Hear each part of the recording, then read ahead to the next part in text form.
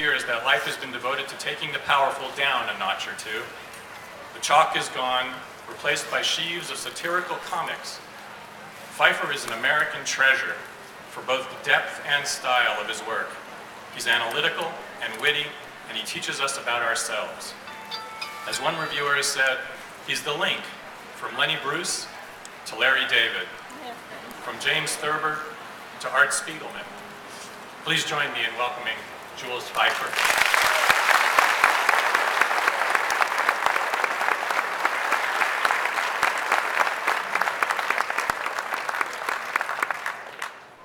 It's a pleasure to be here. I've just finished a gig with Norton Juster in the kiddies section, and talking about his new children's book, The Odious Ogre, which I illustrated. And that illustrates the varied career I have. Most people know me as a cartoonist, of course, but even from the beginning as a cartoonist, as a Village Voice cartoonist, beginning in October of '56, it's never been about the pictures alone, and in some cases, never about the pictures mainly. It's always been about voice. And this was not known to me at the time. It was not thought about at the time. For the time I was a kid, being a cartoonist was all that interested me, and what cartooning meant was not gag cartoons, as one found in New York, where I loved those, but I couldn't do them and didn't think in that vein. I was a strip cartoonist and loved the strip form. And the strip form were words and pictures. And the comic strip at the time, the newspaper strip at the time. Unlike today, when they're reduced to time so minuscule that you can't have anything complicated in them, you can't tell real stories in them. They're not very funny, and they're not particularly well drawn. A few are, like Mutz and one or two others. And a few still try to be profound, like Gary Trudeau and the everlasting and ever-brilliant Doonesbury, but there ain't much out there. But this was a form, before it got so reduced in size, that used to run across a page, and I'm talking about the years of my growing up, the 1930s and 40s, before movies were in Technicolor. There were a few in color, but not many. Before the age of television, certainly before the age of electronics and iPhones and videos and one kind of thing and another. And the comic strip was a major American form. The comic strip was part of the culture no less than movies or theater. The comic strip was joked about on radio by Bob Hope and Fred Allen and other comedians because it represented a focal point that everybody understood. When you talked about Dick Tracy or Little Abner or other characters at the time in the 1940s, there wasn't a member of the audience, numbering into the millions, who didn't know who those characters were, or Andy Gump.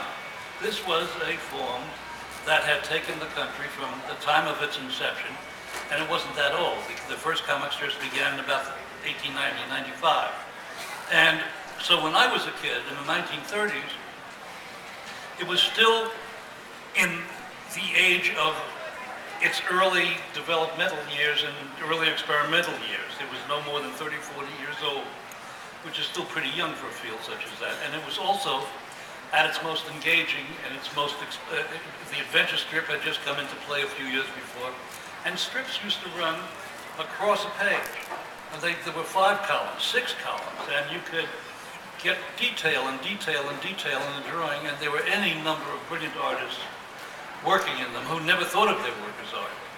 Milton Caniff, who did Terry and the Pirates, which was one of the great combinations of storytelling and text and pictures, uniting the two of them,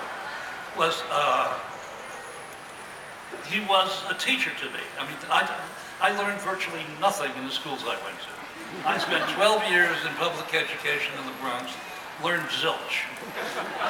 But when I opened up those comic strips, whether it was Terry and the Pirates by Eisner, whether it was Prince Valiant by Hal Foster, whether it was Little Abner by Al Capp, or Abby and Slats, which also written by Al Capp and illustrated by a great illustrator named Irvin Van Buren. This was my education as a kid, and particularly Will Eisner's coming out in 1940, The Spirit. These masters, and they were masters, never saw themselves as artists. They thought artist was kind of a fancy statement. They didn't regard what they did as art. They didn't regard what they did as being part of any serious game. It was just the way they made a living, and if they saw themselves as anything, they liked to see themselves as newspaper men in that Ben Heck, Charles MacArthur tough guy stance. They wanted to be seen, and often were, as hard-drinking, hard-boozing, gambling characters, gambling and gambling. Irresponsible, meeting deadlines to the last second with a hangover.